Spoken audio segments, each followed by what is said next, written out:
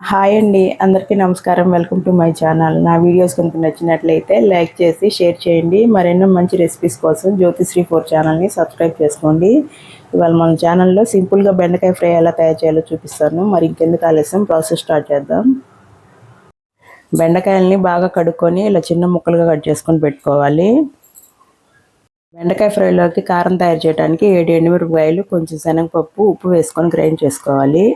Grind అయినాక చిన్నులపాయలు వేసుకొని grind చేసుకోవాలి.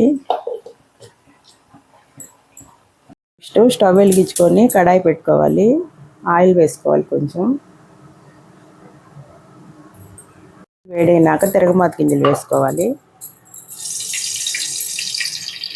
తిరగమాత గింజలు వేయినాక బెండకాయలు వేసుకోవాలి.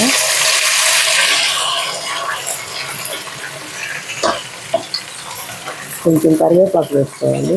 వేసుకొని మిక్స్ చేసుకోవాలి.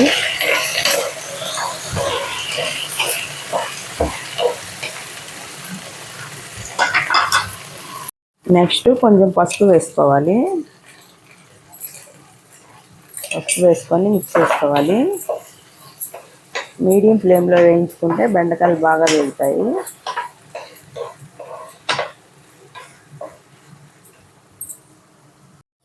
కొన్ని బెండకాయల్లో జిగురు బాగా ఎక్కువ ఉంటుంది, అందుకని నాన్ స్టిక్ కడాయిలు చేసుకుంటే అంటుకోకుండా ఫ్రై బాగా వస్తుంది.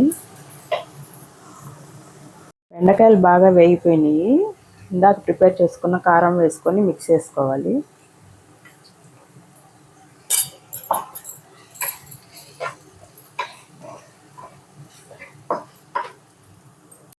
ఇలా కారం వేసి మిక్స్ చేసినాక సాల్ట్ సరిపోకపోతే వేసుకొని మిక్స్ చేసుకోవాలి. ఫ్రై రెడీ అయిపోయింది. స్టవ్ ఆఫ్ చేసుకొని సర్వింగ్ బౌల్లో తీసుకుందాం. టేస్టీగా ఉండే బెండకాయ ఫ్రై రెడీ అయిపోయింది. ఈ బెండకాయ ఫ్రై రైస్లోకి చాలా బాగుంటుంది. ఈ ఫ్రై కనుక నచ్చినట్లయితే మీరు కూడా తయారు చేసుకొని టేస్ట్ ఎలా ఉందో కామెంట్లో చెప్పండి. Thank you for watching.